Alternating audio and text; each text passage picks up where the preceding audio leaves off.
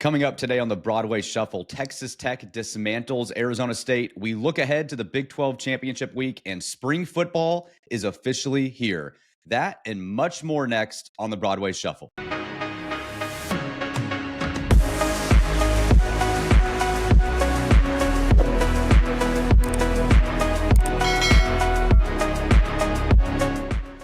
Welcome to episode 59 of the Broadway Shuffle. Wherever you may be and however you may be listening, we are glad you are here. We've got Clayton, Zyler, and Conrad here today. I am Brennan, and something fascinating to all of our shufflers out there is that we track our subscriber list on YouTube, and we've noticed that 60% of people that watch this channel frequently have not yet hit that subscribe button. And I wanted to ask you a favor. It helps this channel so much if you choose to subscribe. It helps us scale our guests, and it just makes this show bigger. So if you haven't watched the show, or if you're here for the first time and you have not yet hit the subscribe button, would you please hit the subscribe button? We promise to make sure that by you doing that, we will make this show better and better and better. And if you are sick of the subscriber message, I promise you I will stop asking once we hit 1,000. We are so close. It was a big goal of ours. So I know that we've seen some people comment, "Oh man, I love the show," minus that first 30-second message, but too bad. You're going to keep hearing it until then, and then it'll stop. So thank you for tuning in, and we hope you enjoy the show. So Conrad, I'm going to go to you first. Arizona State game, Texas Tech takes care of business. Again, I'm starting to subtly release some text messages from our group, but you said last night that your firstborn son will now be named Christian Anderson. So I wanted to give you a couple minutes there, initial reaction to the game, and then what makes you so in love with Christian Anderson? Yeah, that's a bit hyperbolic, but obviously Christian's a great player. He's been such a bright spot for you this season, and last night I think was one of his best games for sure. And last night I think thinking about that game, it was just a good exclamation point to the season. It was a great way to close, great way to end it. It was not a double overtime thriller like the matchup we had in Lubbock, but really excited to see us end that way, even with not necessarily a late night game in where are they even at? Tempe, Arizona, sorry. Tempe. In Tempe. So excited about the game. Thought we played a good game overall. Really excited for what this means for Big 12 play. But I think Tech fans should be really, really excited for Christian Anderson next year and even for the rest of this year, because the dude is just an absolute player. None of us expected him to be what he is, and it's just it's exciting. I get excited to watch Christian Anderson play basketball. So excited about the win, excited about Mr. Anderson and how he's playing. And I just want to hear what Clayton thinks about his cousin being such a stud for the Texas Tech basketball team.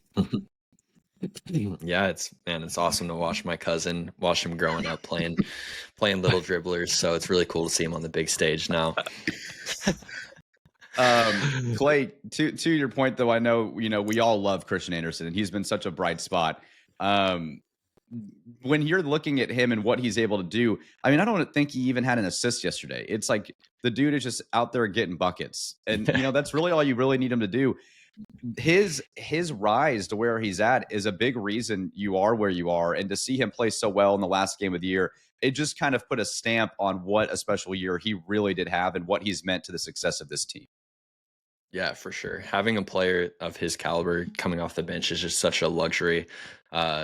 I know he technically plays starter minutes, so he's basically a starter, but there's not a lot of teams in the country that have a guy who can score the way he can and just facilitate the offense, even though, like you said, he finished with 0 assists, but I didn't feel like he was ball hogging in any way.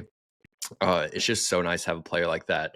And this offense is just so ridiculously deep. We play 8 guys in our rotation. I'm pretty sure that 7 of the 8 have a 20-point game this year, which is absurd. I'm almost guarantee that there's not very many teams in the country that can say that. So there's just so many guys that can do it. And to your point, I think that Christian Anderson being, such a bucket getter really raised the ceiling for this team in the regular season and also going into March. Yeah, Z, another guy obviously that you added this year, JT Toppin. We talked about a little bit last episode on why we think he should be the player of the year. Another dominant performance yesterday, another 20-point double-double. Give us a little insight on your thoughts on JT, the overall impact that he's made and where you think he could potentially take you into a March Final Four run. Yeah, I mean, another just really dominant performance, really coming all in the second half. He didn't do a ton in the first, but he's up to 4th in Ken Palm Player of the Year ratings. So one of the 5, or I guess you could say 4 best players in the country right now. And ever since that little spill in Utah, where he was sick, wasn't really playing super well in the Utah and BYU game, he's just been an absolute monster for you.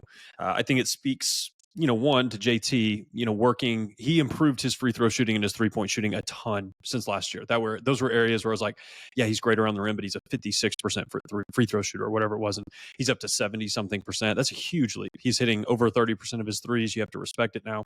I also think it's a real credit to the staff developing that piece. Now, he went from a freshman to a sophomore. There's going to be some natural development there, just getting a bit older, but that really encourages me. And I think that's something you can sell, not only big guys, but just players in the future in the portal, and say, hey, look, we can turn these guys into this. What they've turned Chance McMillan into, a role player off the bench at Grand Canyon. Kerwin was a bench guy at North Carolina, and you've made him into a serviceable Big 12 player. Darian was a good Mountain West player, but you took a New Mexico kid, a Grand Canyon kid, a Nevada kid. You took a Pittsburgh player, and you took a North Carolina transfer, and you've turned that into one of the best teams in the country. And that's really, really impressive. And a Drake transfer. Yeah, you don't really KO. have. Yeah, KO. And who am I missing? I guess Christian was a, Minnesota too. Yeah, Elijah of Minnesota. Like it's a random grouping of kids, and it's not to say that nobody thought these guys were good. Like everybody thought JT Toppin was good, and people were after Darian. But I think that's a huge credit to the staff, and I think JT deserves Player of the Year. I've been spewing our propaganda on the Twitter channel, but Hunter Dickinson's had a great season. But truly, I think on the second best team in the Big 12, 15-5, I think that means something. But then all of his advanced statistics just clear Hunter by a lot. His win shares, his BPM, it's clearly better. Hunter's going to win in the raw counting stats because he's played more minutes. But JT, incredible season, one of the best seasons we've had from a Red Raider in the regular season, probably since Jarrett Culver in 2019. So, well done to JT. Excellent player, excellent season. Clay, question for you real quick. Do you feel like the coaching staff has encouraged him to take more threes? I do feel like he's become a little more willing to just kind of, like even yesterday, there was some even quicker in the shot clock on some pick and pops. It feels like that's a new dimension that was kind of wrinkled in, whether maybe he gained more confidence or not, but that has added a new dimension to your game where not only do you have to deal with this dude on the block and his ability to kind of get to his spot down low, but now you have to deal with him coming off of the screen and hitting a three, which he's been fairly consistent with too. Is that something new you feel like that McCaslin and the guys were kind of like, hey, let's get him maybe even shooting more jump shots to spread teams out even more? Or is it just kind of JT being like, man, I think I can make these and getting the confidence? Probably some of both, because I know like going into the combine this past offseason, I know that was something that he worked on and he shot those at the combine in the scrimmages. But yeah, to your point, like I feel like recently he's been taking a lot more of those, which I like, because you can't guard the pick and pop like that at the top of the key. That 3-pointer is going to be open every time. So, I mean, you kind of have to take it or else they're going to continue to sag off. So the fact that he's hitting, at a 30, I don't know what it is exactly, but 30+% clip, I'm all in favor of him continuing to take those. He did take one yesterday that was like a step back that, I don't think Grant probably wants him taking those. Yes. Yeah. But yeah, the pick and pop at the top of the key, I'm down for him to take that basically every time. Clayton, one thing, something that I've loved about this offense, and you don't realize it until you watch a team that doesn't do this, but genuinely, we don't take very many bad shots. I don't ever watch our offense and think, dude, what are we doing? Like, you'd remember some of the teams, and even when you watch teams now, if you're betting on them, not that any of us in this room do that, but if you do, you're just like, what are we doing? Like, we don't take bad shots. We just kind of miss good shots, and that's really the only way that you stop us. I think that's not to say we don't ever take bad shots. 95% of our shot selection, I think, is really good. And Grant and staff have done a great job conditioning these guys and giving them the confidence to take confident shots, but also just how do I get you to your spot? Like Darian's never taking shots that I feel like are out of character. JT, outside of that one you said right there, we're just very good at getting guys into position where they're comfortable making shots. And that's another huge credit to the coaching staff. I did have a stat. Yeah. I was reading through Ryan Mainville. He's a guy on Twitter. He was looking. And so this is one of the best lineups that we have and oddly enough, it's JT Toppin and Federico only played together 148 minutes in Big 12 play, but it was a 41% opposing effective field goal percentage. That's in the 100th percentile for D1, 91.5 defensive rating, 99th percentile, plus 25.7 net rating. That's in the 98th percentile, and a 38.5 offensive rebound percentile. That's in the 98th percentile in D1. And that's a lineup when they get out there, I'm just like, what are we doing? Why are we doing this? And it just goes to show that I'm not smart enough to be a D1 coach.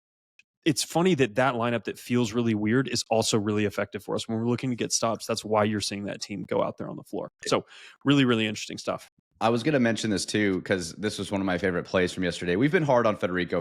He hasn't had the best couple months. I understand that, but he got the pass, kind of at the elbow there yesterday and actually caught it. So his, hands looked better.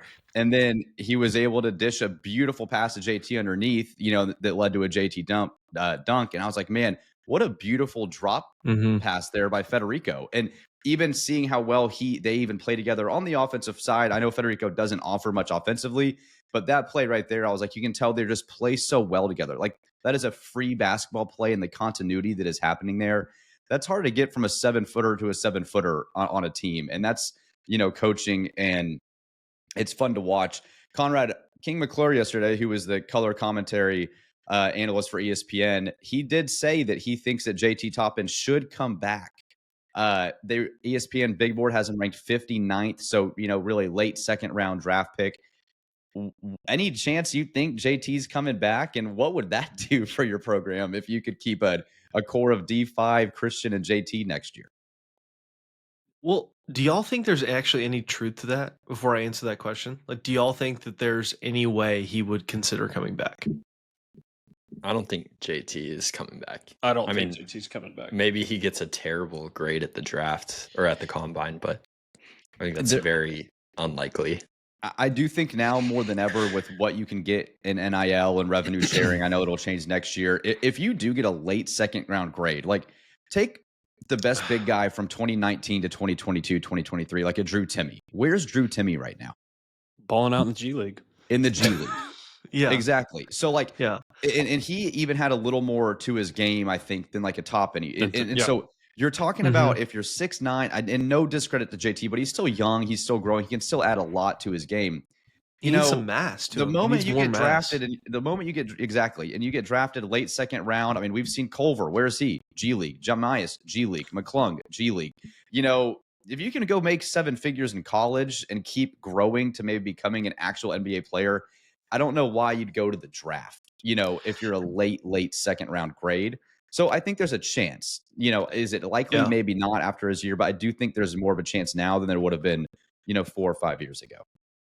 Well, I agree. It's just that's where NIL can be helpful, is the fact that these guys can, make money now, where it's not necessarily, oh, I need more money, therefore I must go to the NBA. I don't know if any of us really watch the NBA that closely. I know I certainly don't, so I can't really speak to what the quality of play there is like. I've just always enjoyed college more.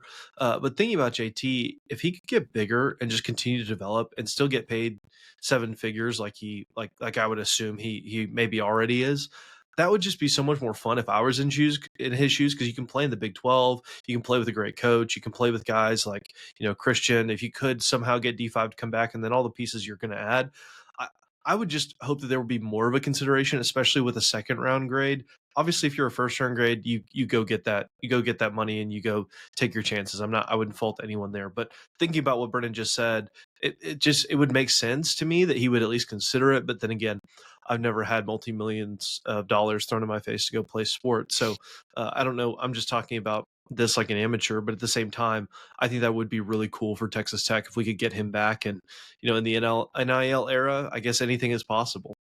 Z, you don't seem too keen on the idea that JT has a chance to come back.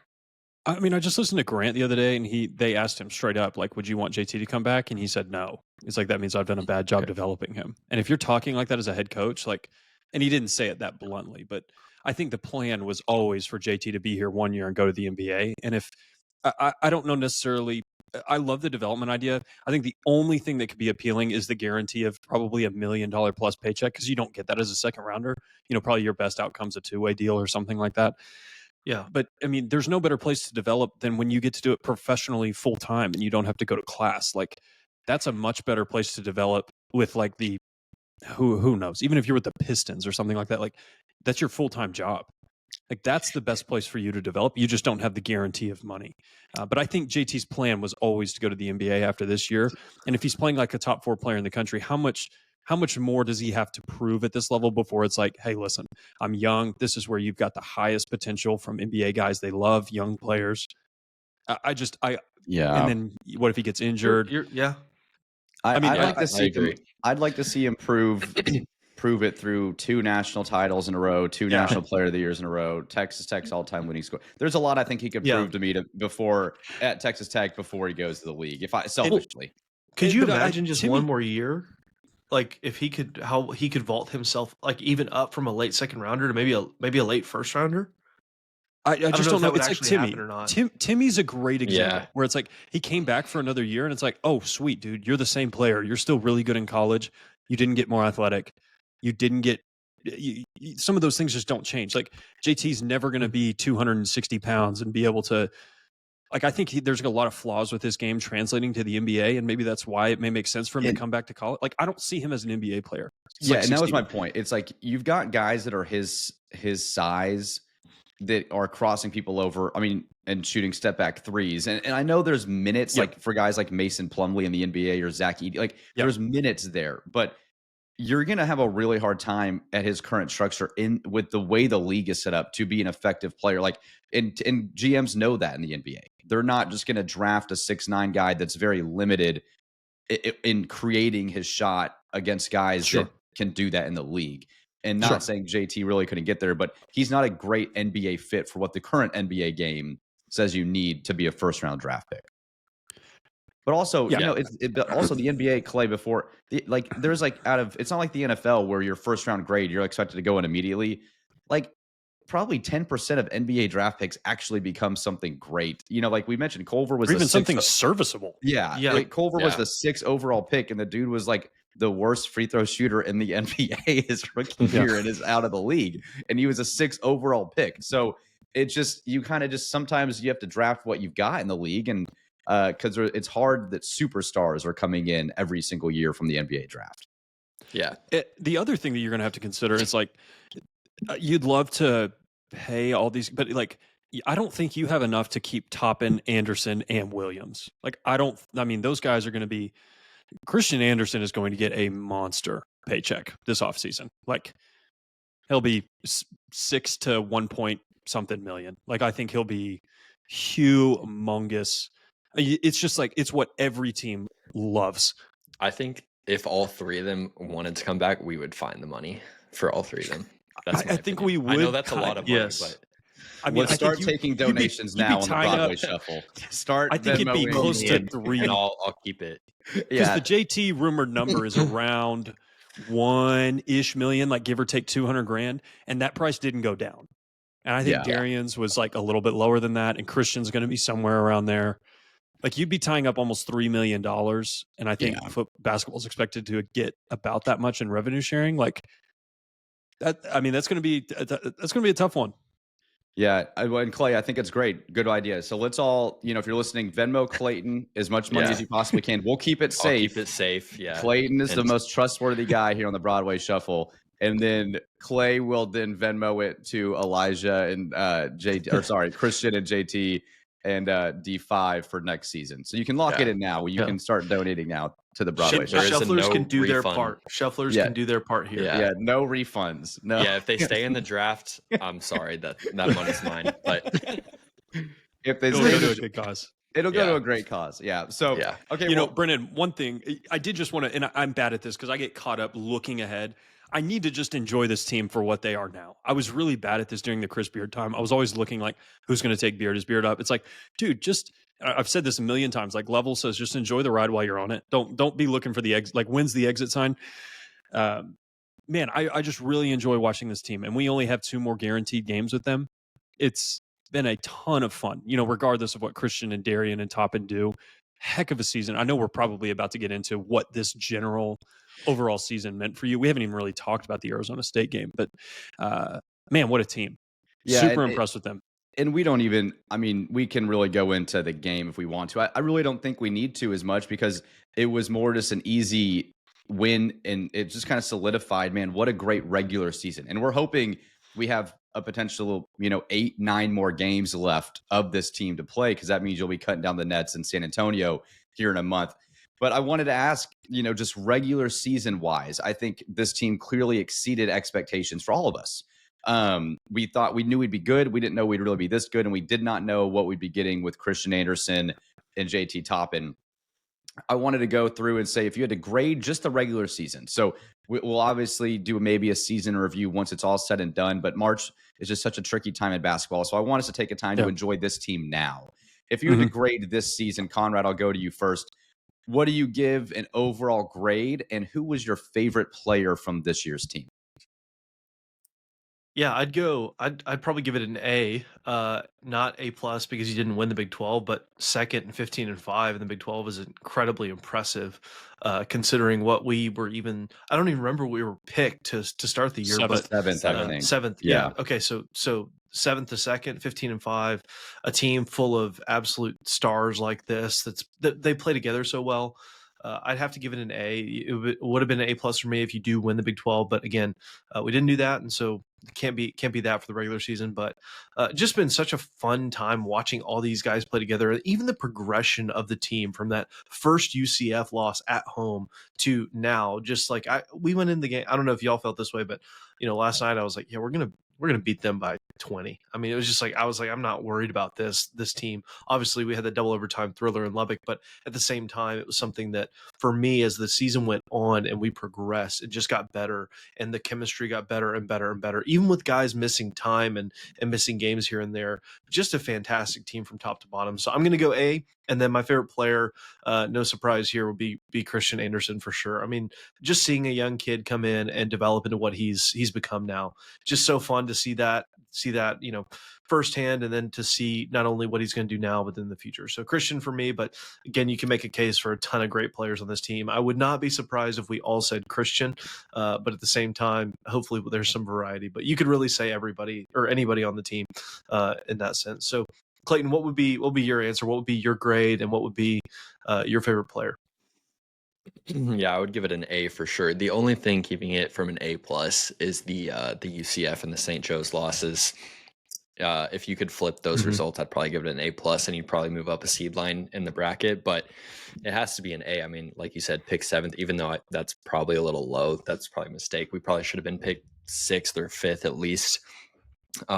But just the way, you see other teams like Baylor and Kansas who had way more preseason hype, even Arizona, who also had a good season. But Cincinnati or Kansas State. Yeah, Cincinnati. Yeah, exactly. You see how they performed, and then contrast that with Tech. It has to be an A. And then for my favorite player, there's so many to choose from this year. I feel like you could go a lot of different ways. I think Chance McMillan was probably my favorite to watch this year. His jump from last year to this year was incredible, especially after he had already been in college for I can't remember if it was 3 or 4 years. And then his heat check he made 3 straight threes. That was probably the best highlight of the year, and probably one that'll stick with me for a while. So I said Chance is my favorite player this year. That's awesome. Z? Yeah, it's tough, man. I really like this team. There's not really anybody that bothers me. Even Jackie Franchise, when he comes in, I'm like pulling for that guy so much. For me, there's almost if it's on an actual grading scale, I think it's like a 96.5. Like if 97 is an A plus, like man, 15-5, you're 7th in the country in KenPom, you're battling for a 2 seed. Like hard for me not to give that an A plus. I think you ran into, and you tip your cap to Houston, man. They go 19-1. Their only losses to you by 1 point in overtime. That's a really good team, and I don't feel like they were undeserving. But if you told me, man, we were going to go 8-2 on the road and like beat Houston and beat Kansas in Lawrence, like I'm saying we're winning the Big 12 by 2 games probably. And instead you lost it by 4, which is just, it's wild to me how good they were this season. There's really nothing that I can complain about. Like the St. Joe's and the UCF loss, that it happens. That sucks. And I wish those would have been flipped, but the progression and the development, just extremely impressed with the coaching staff. I think my favorite player was probably Chance. I think, like Clayton said, to take a production leap like he has, in your fourth year in college is really crazy, especially when you're not changing schools. Like, when a guy transfers down from Michigan to Cleveland State, like, okay, yeah, you're probably going to take a lot more shot and do different things. But man, he took, I don't know, man. It was just really impressively. But I love Darian. I love JT. I loved Christian. I even like, Elijah and Federico play really crucial roles on this team, and they're both underrated. But I think it would be Chance for me. And my favorite memory of Chance was his heat check game against OU last year in Norman. Oh, I think that was when he hit like 7 or 8 threes. That was when he like kind of announced himself. But man, I was there. Favorite. Were you really? Yeah. Was that the last away game you've seen us win in person? Do we really have to bring that up on the show? Oh yeah, dude. There you go. You got to add that to your resume. Keep talking, please. I don't want to revisit that. I'm very upset at that. So, I'm sorry to interrupt you. Yeah, but man, I know you didn't ask, but favorite moment of the season, it's got to be that Houston win. That was, and I watched that game with Avery Benson, oddly enough, and it was just a really funny experience because right after that, he pulled out his phone. He's like, "Dude, I got to text Grant and tell him congrats." I was like, "How do you have Grant McCaslin's number?" But yeah, he texted him, and they were texting on the phone. Like, it's really random, but it was super fun team. I mean, this is actually, I'll go A+. I'll go A+. This is a really, really good season. No complaints from me. Yeah, Z, to back you up on that too, I'm going A+ too, because when you look at even the losses you had, unhealthy against A&M, tough loss, unhealthy against Houston at home, tough loss. I really don't count games in November, December that you lose against you, because basketball is such a sport of peaking and getting better throughout the year, which this team did. Second in the conference, 15-5. And then and if you would have given me at the beginning of the year at Houston win, at Kansas win, to your point, Z, like, I'm like, I don't really care what you do the rest of the year. You're going to make the tournament if you have that. Yeah. So what a great year that already is. That just bumps you up. Especially in one of the toughest conferences. And like even the Iowa State loss at home, like you were 6 seconds away from beating a top 3 team at the time when you weren't playing your best basketball yet. It to me, I know that we'll be extremely disappointed if we don't make a run here in a couple weeks, but just looking at the regular season as a whole, what you did as a program and really what Grant was able to do coming from last year to this year with the new roster relatively, just a phenomenal year. And just to stay competitive and show that you really are one of the best basketball programs, not just teams, but a program as a whole in the country, is very exciting for your university as well. And so for that, I'm going A+. And then, dude, I was hoping none of you guys would say Chance, because I wanted to say Chance. But Chance McMillan is just a baller, dude. Like when you just watch guys that can get buckets, he can come off the screen, he can create off the dribble. We saw last night him drive to his right, have a beautiful floater off the glass. And then like the next possession, he comes off of a, drop down screen on the corner and hits a beautiful 3-pointer. It's like he's a complete package as a player. He's a guy that could really carry you the next couple of weeks, and he's just so much fun to watch. I'm going to miss watching him the most, and so for that, he's my favorite player too. So 3 Chance McMillans and 1 Christian Anderson. I thought we were all going to say Christian. Yeah, so that's thought about him. Conrad, he is going to be, Christian Mills. So named after, you'll be showing highlight videos of Christian Anderson when your baby boy, who's not born yet, or not even present yet, but will one day be there. You'll have Christian Anderson highlights playing in his crib. So it'll be great. Yeah. Right, he'll be wearing the Texas Tech number 4 jersey. Yes. Yeah. Coming out of the womb. Here's your jersey, baby boy. And so some news real quick in basketball, though. Matt Brower, congratulations, assistant coach, but going to Stephen F. Austin, season ends. Z, there's a couple of the rumors going around. I'll let you share quickly to touch before we transition to football. Yeah, I mean, I think this is one of the, man, I feel like I've just complimented the coaching staff. And I want to touch on one thing you said. One of the biggest jobs I think this coaching staff did is when we were down players, and I'm going to get to the rest of what your actual question. We did a great job if we lost, not getting blown out. Like not getting blown out by Houston without Darian and Chance. So impressive. Hanging with A&M without Toppin, beating TCU at home without Darian. Who did we play without Chance on that weekend game? We played somebody that Saturday before Houston. West Virginia. Yeah, without Chance. And you've missed games with Christian a lot. Like that lineup in our best lineup of the season in Big 12 play. It's Hawkins, Anderson, McMillian, Williams, Toppin. We only had 101 minutes of those guys on the floor, and they were plus 50 against opponents, 98th percentile in D1, and we only got 100 minutes of that lineup. So, really interesting stuff. Anyway, back to your coaching stuff question. Yeah, there's rumors going around about, certain guys looking at the Miami job or different things like that. It's, we'll see. But I think that's a real compliment to Grant. He knows how to identify coaching talent and develop those guys into, rising stars. Congratulations to Matt getting the SFA job. That's really, really neat.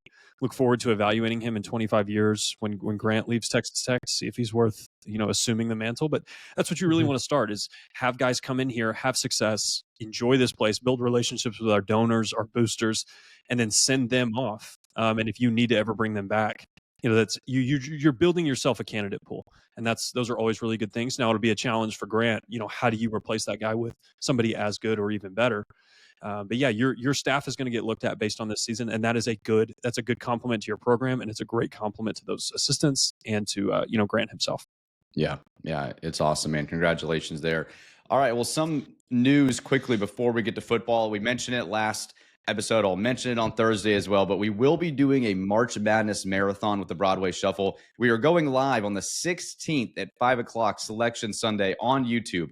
So if you are watching Selection Sunday and want all things Texas Tech, we're going to do a bracket challenge right off the bat. We're going to analyze the regions, see what's good for you, what's not. We will be live on YouTube then, so make sure to check us out as well. We're going to do a bracket challenge on ESPN as well. We did one for college football. We're doing one for basketball as well, too. So make sure to be on the lookout for that. We'll be posting on our social media in the coming weeks information for that. There'll be links in the description as well, and there'll be some prizes, too. So we're also going to be going live on the not live, but we'll be episode 17th, 18th, and 19th leading into your first round game, and then we'll be reacting to every game you do win in March. So you will not want to miss. Clayton, I'm going to go to you really quickly on this too, but any update after beating Arizona State, 2 seed, 3 seed, where we fall in right now as we go into the Big 12 championship? Yeah, I think that win locked you into a 3 seed, even if you were to lose your first game in Kansas City. You definitely have a shot at the 2 seed. I think it's going to be between Tech and St. John's. I would probably lean St. John's right now, but our resumes are very close. You have a lot more Q1 wins than them. You have better predictive metrics, but they have no Q2 or Q3 losses and slightly better resume averages. So we'll see where the committee goes there. But honestly, with how strong the 6 and 7 seeds are this year, I don't really think there's too much of a difference between a 2 and a 3. I would just hope that we would avoid the top two seeds that would be probably, like Florida, Tennessee, I think, because there's a pretty big drop off after that, in my opinion. But Zyler probably has more thoughts on that than me. Yeah, it's going to be, what does the committee do? And here's the thing about, bracketology and seeding. That process is going to start Tuesday night. So it's going to start in about, you're listening to this, it's starting tomorrow night. The committee will meet. They are going to select and probably seed most of the 1 through 3 line on Wednesday night, probably into Thursday. So most of your hay is in the barn already, if you want to say it that way. I don't know that your results this week are going to matter a whole lot. So don't be surprised by that. If you go to the Big 12 title game and you're still the top 3 seed, just don't be shocked by that. That's how it works every single year. If you're comparing St. John's and Texas Tech, St. John's has the better resume metrics. They don't, like Clayton said, no losses Q2, no losses Q3. They do not have the top end elite wins that you have. That win at Kansas, that win against Houston, especially the win against BYU on the road, those are better than pretty much anything that they're putting on the resume. However, you've got that loss to St. Joe's and that home loss to UCF that are kind of dragging you down. So, and your predictives are much better. They're pretty much playing like the 18th, 20th best team in the country. Will the committee put them on the 2 line? You're playing like the 7th best team in the 2 line, or 7th team in the country. That's much more like a 2 seed. How much will they value those things? I tend to think that they'll probably give St. John's credence just because they won the Big East outright. It's Rick Pitino, all that crap. So, but you never know. You've got a shot. You're the top 3 seed on Bracket Matrix right now. You've got an opportunity, but I don't really know that you can change your status right now. Gotcha. Okay. All right. Well, Conrad, it's your favorite time of the spring. We all know you could care less about basketball, according to some people. Not true. All you're looking forward to is football. Not But I got true. great news, dude. Great news. Spring football is here March 10th. And here we are. You're listening to this on a Monday. So spring football starts today. You'll be practicing Monday, Wednesday, and Friday this week before spring break. Conrad, excitement level around the spring. Anything you're really looking out for as the transfer portal class of the winter has arrived and is starting practice today? Yeah, it's an exciting time for Texas Tech football. This is, without a doubt, I think the biggest spring we've ever had as a football program. Just with all the talent you brought in, with the progress that's been made under Coach McGuire. This team is poised to hopefully contend for a Big 12 title, especially with all the guys that are brought in. So, really hoping that spring ball is a time where the team gels, right? Because they've already developed some of that chemistry in terms of how they work together, how they get along through the offseason and winter workouts. But looking at spring football, I think this is a time where you really start to put the pieces together on the field and see, okay, where, say, take receiver, for example. Okay, are you going to have any special packages where maybe you move Virgil inside or put Coy inside, or where you're going to put different guys, different formations? I think that's going to be a really fun time for the coaching staff and specifically Coach Leftwich.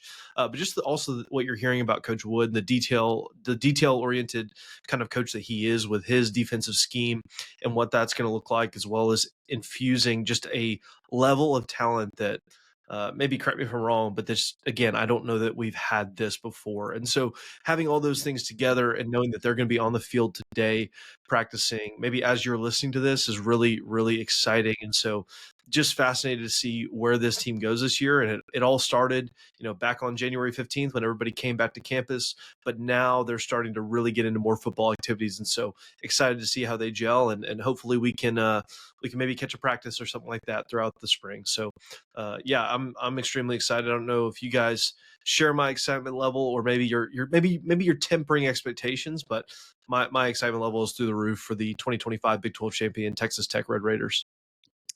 Hey, I love that, Clay. It's kind of funny. Like, I don't know. I'm way more interested in this spring for the obvious reasons that Conrad mentioned, but I usually don't really start paying attention till spring football until like after basketball. I'm just so fixated on March Madness and basketball. Do you have any excitement level towards like the news and notes coming out of spring practice? Or are you like, get me to the Final Four first, then I'll talk football? Where are you at with the football team heading into the spring? Yeah, I'm kind of the same as you. I'm definitely more interested in the basketball court right now. But I will say, like I mentioned a couple episodes ago, I'm really interested to hear what comes from the running back room. And then the wide receiver room, I want to know, like, I feel like we could be potentially missing like one slot guy in the receiver room.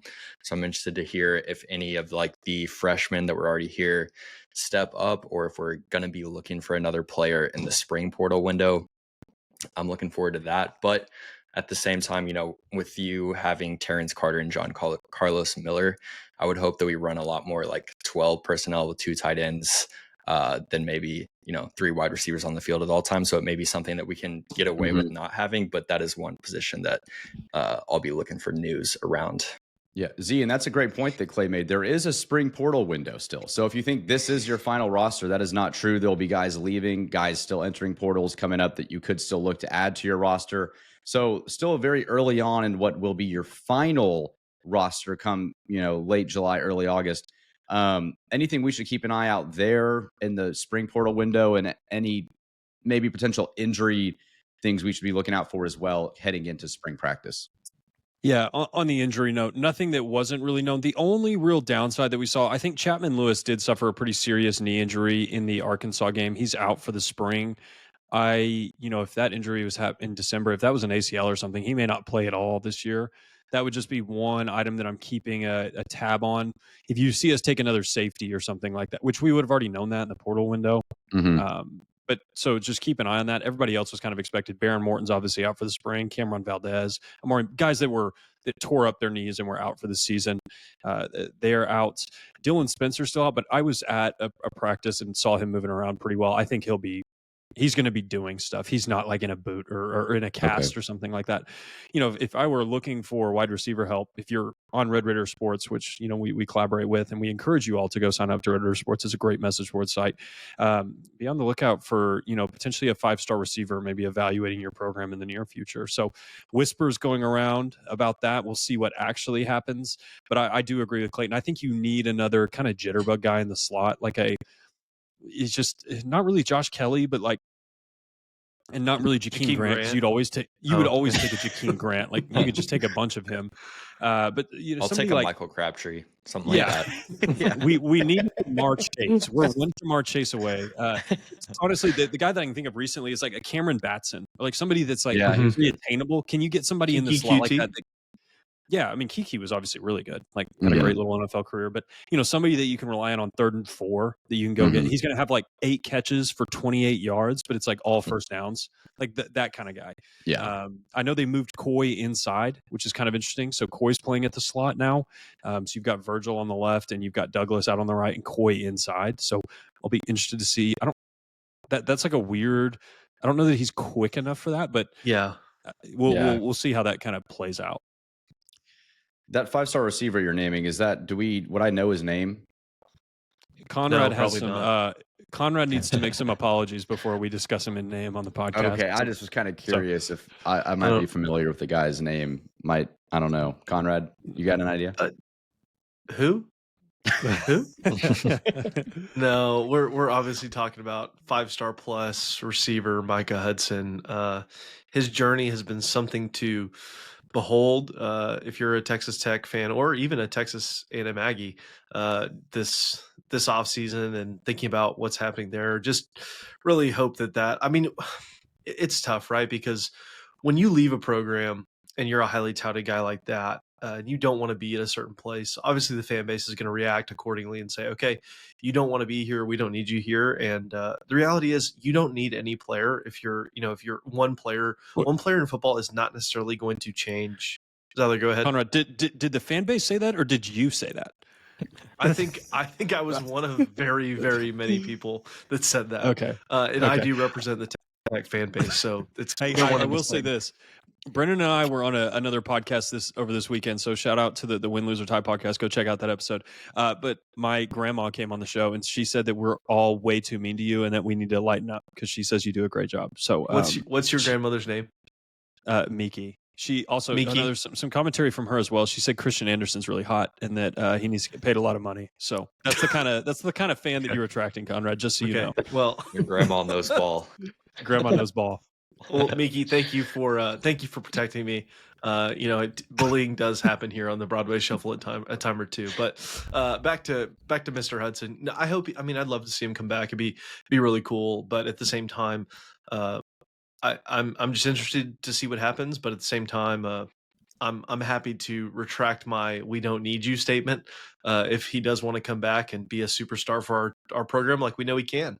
But at the end of the day, though, I will say this: one player in football, one player matters a lot, but one player cannot throw, catch, block, run. One player can't do everything. So you need a variety of guys. So if he comes back, that'd be great. I think he'd be a wonderful addition to the team.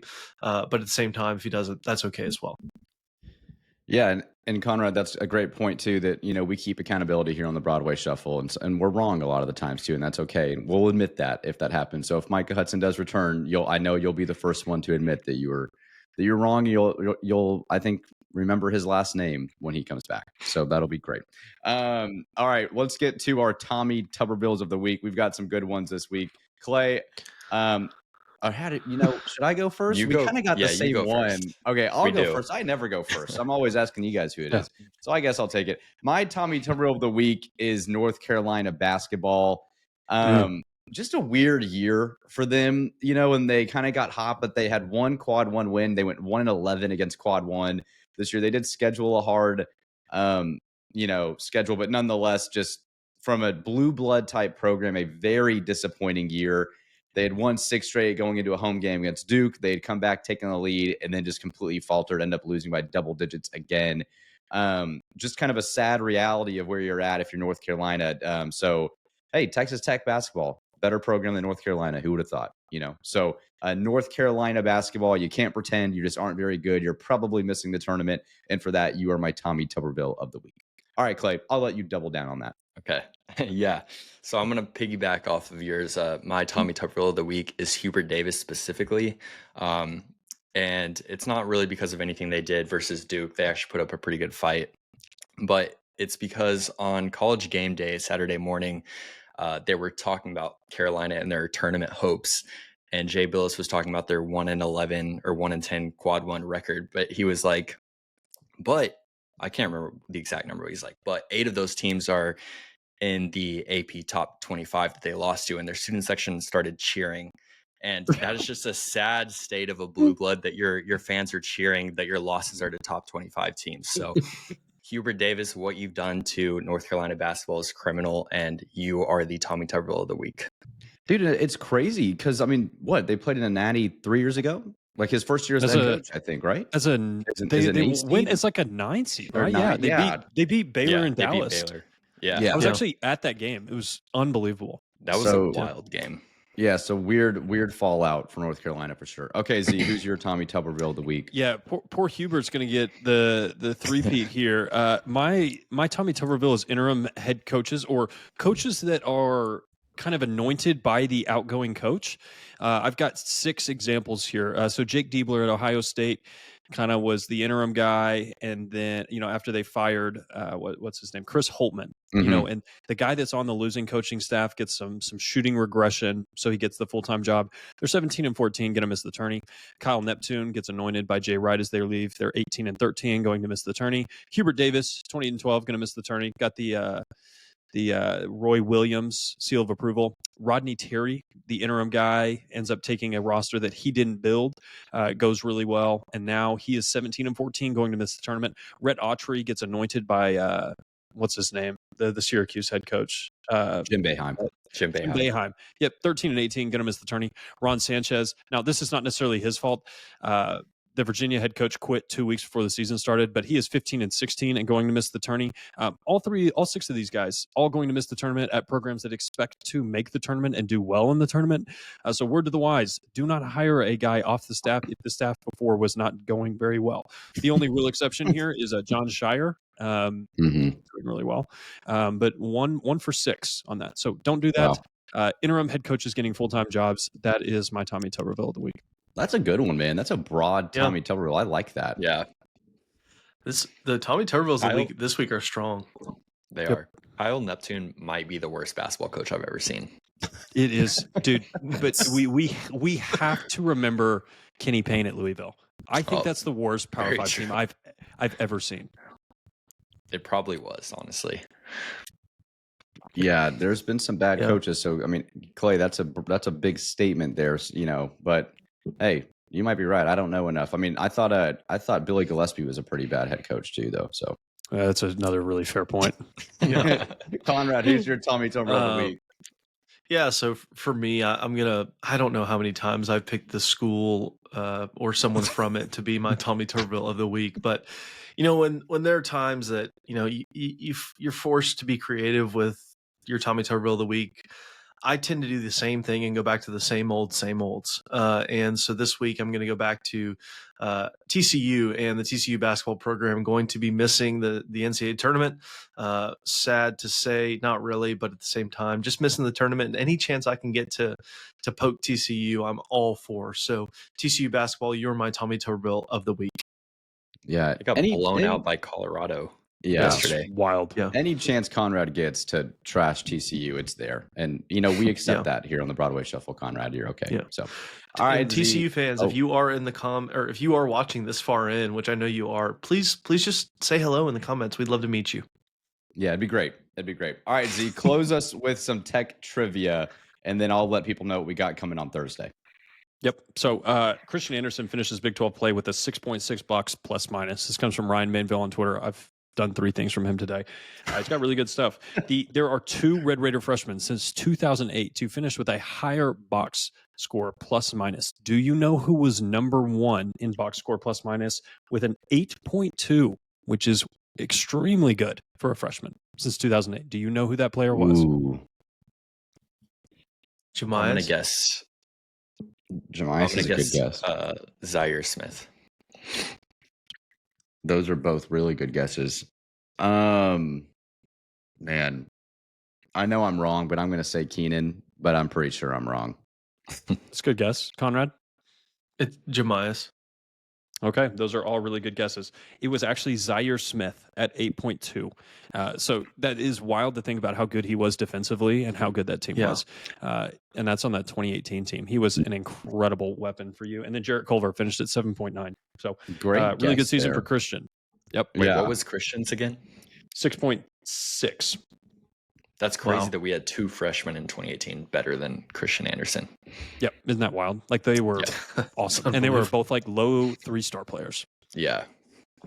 Yeah, Zaire Smith's season was wild because like He was just it seemed like incredibly each, efficient. Like crazy. like each game he just kept getting better. And then he obviously had the tournament where you're like, man, this guy is like really good. So good, in fact, that he became a first-round draft pick. He was a lottery pick. Yeah, a lottery pick. Yeah. He was that like our just- second option. Yeah. Like on that team. Yeah. That was crazy. And there's another guy, we were talking about drafts and everything earlier in the show. There's another guy that first round pick, and he's had a lot of injuries. He's had a lot of unfortunate things happen to him health wise to stop his career, but you just never know. I think he would have been a really good guy to stay another year in college as well, too. But, he got hot at the right time, I guess. So good guesses, man. Well, thank you all for tuning in again. Do not forget, if you're listening, that we will be live on the 16th at 5 o'clock. We are going to be reminding you all week as well. We'll be back on Thursday to look ahead to your matchup in the Big 12 tournament. You're looking like it'll either be a Kansas State, Arizona State, or Baylor. Most likely Baylor if the seeding just holds true on Thursday. So we'll be here to talk about that. And we'll be releasing all the information you need. It'll be in our links for March Madness week, upcoming schedule, bracket challenges, and all of that as well. So we will be back on Thursday morning to discuss that and look ahead to your Thursday game as well. So for Clayton, Conrad, and Zyler, I am Brennan, and we will see you guys next time on the Broadway Shuffle. Wreck 'em.